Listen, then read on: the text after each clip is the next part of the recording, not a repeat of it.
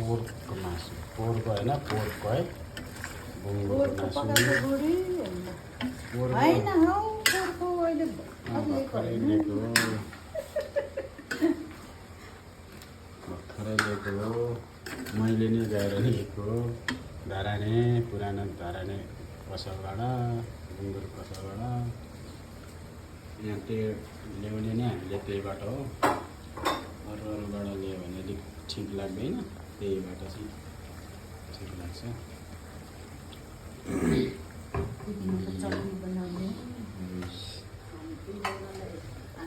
आलुको तरकारी मासुमा खानलाई आलु र बिट पुदिनाको अचार यस्तै यस्तै छ अहिलेको खानामा